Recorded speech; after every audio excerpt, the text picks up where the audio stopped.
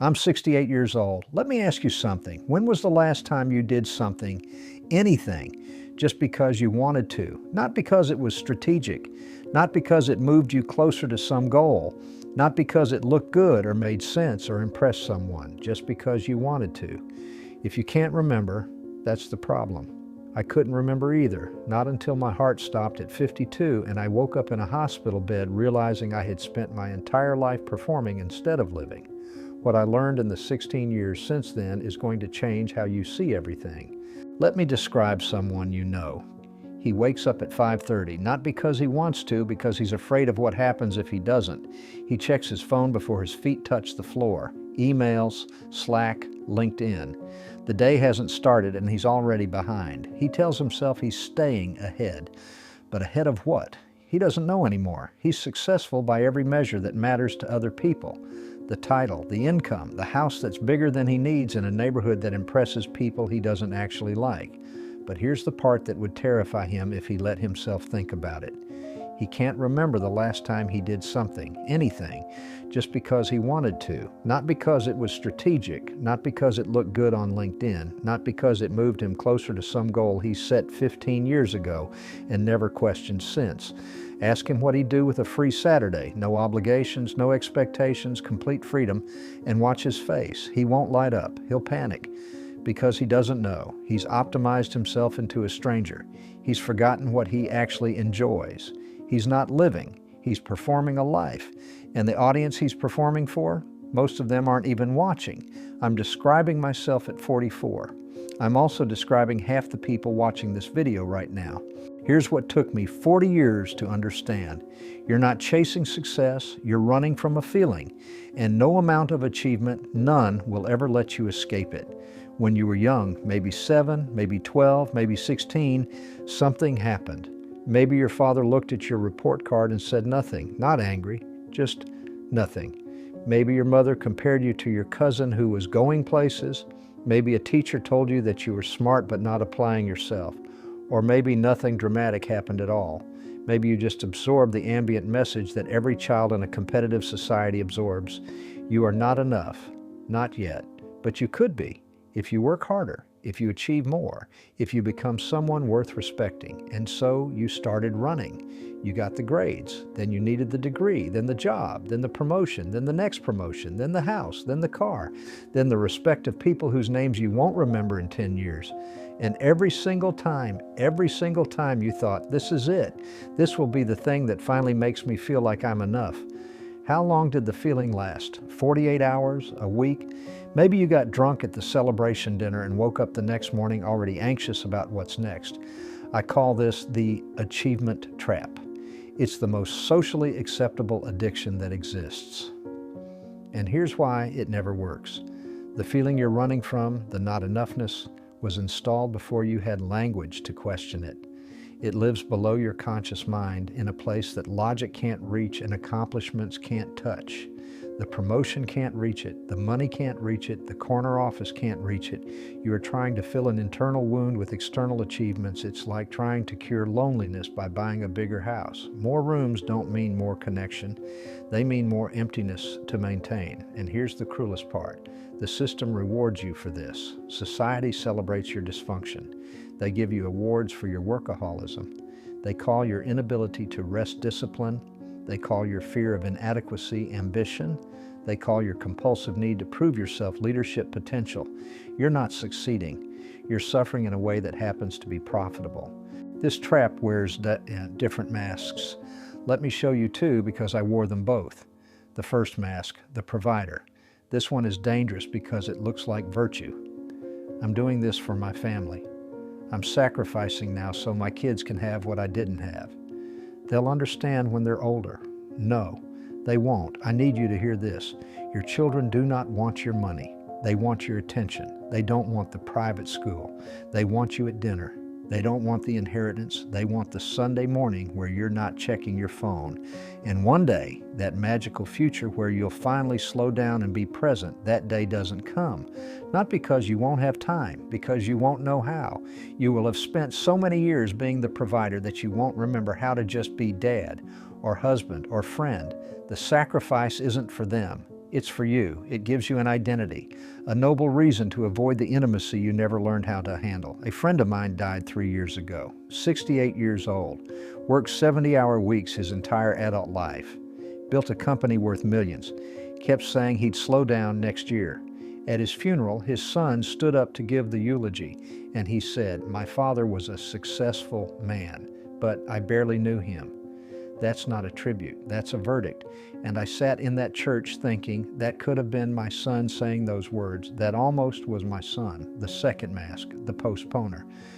When I pay off the mortgage, when the kids graduate, when I make partner, when I retire, you have a list of things you'll do someday. The trip you've been planning for a decade, the book you've been meaning to write, the hobby you haven't touched since your 20s, the friend you keep meaning to call. Let me tell you about someday. My brother and I had a complicated relationship, nothing dramatic, just the slow drift that happens between busy adults, distance, silence, the things left unsaid that calcify into walls.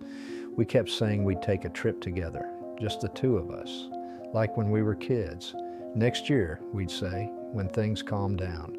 He had a stroke 4 years ago. We never took that trip. Now next year means I drive 2 hours to visit him in a care facility where he doesn't always remember my name. I sit with him, I hold his hand, and I think about all the next years we wasted waiting for things to calm down. Here's what I need you to understand. The goalposts keep moving. When things calm down is a lie you're telling yourself. Things don't calm down. You calm down or you don't. And you wake up one day my age writing lists of conversations you'll never have and trips you'll never take. Your parents, if they're still alive, are getting older every single day. One day, probably sooner than you think, they won't be here. That call will come, and you'll realize you had 1,000 Sundays left with them, and you spent those Sundays answering emails that don't matter anymore. I know, because my father died when I was 45. We had things to say to each other, things to resolve. I kept thinking there would be time. There wasn't.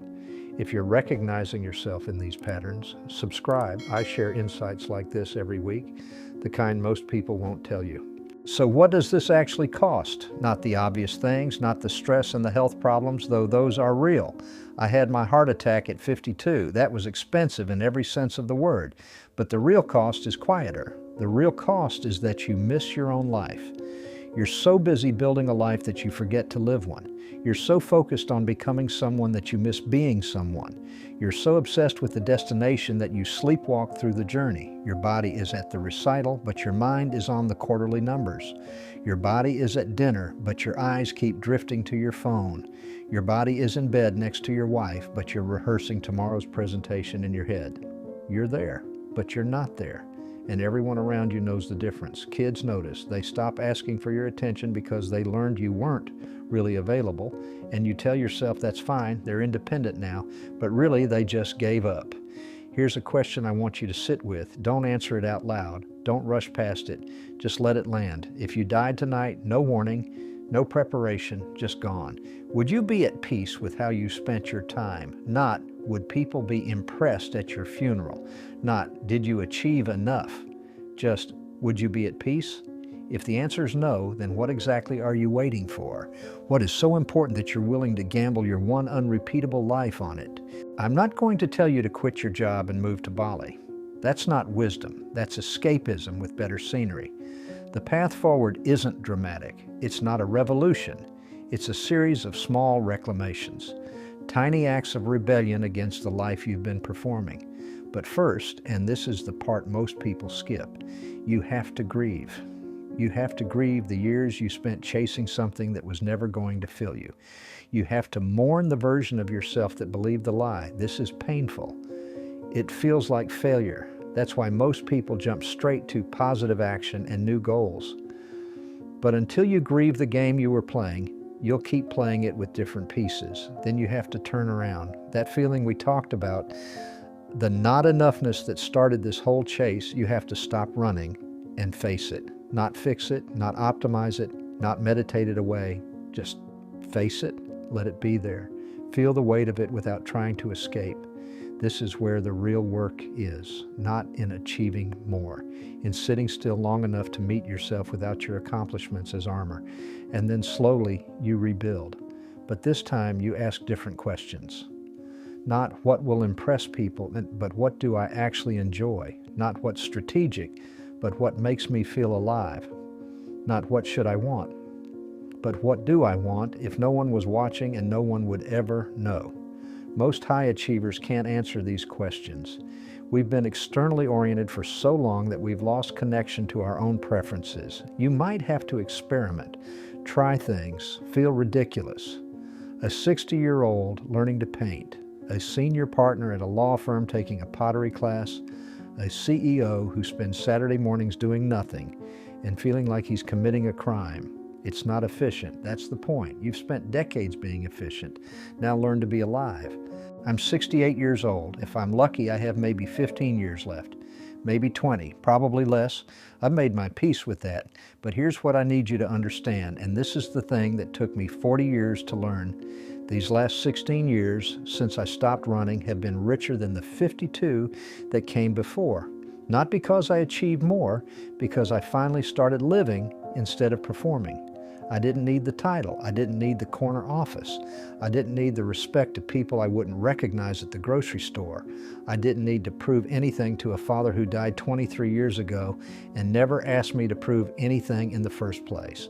I just needed to be here, actually here, with the people I love, doing things that matter to me, noticing my own life while it was happening. You don't have to wait for a heart attack to figure this out. You don't have to waste 52 years like I did. You can start today, not next quarter, not when things calm down, not after this project or that promotion. Today.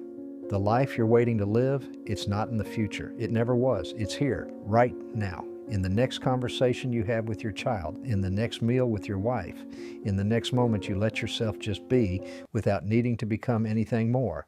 Someday is today. It always has been.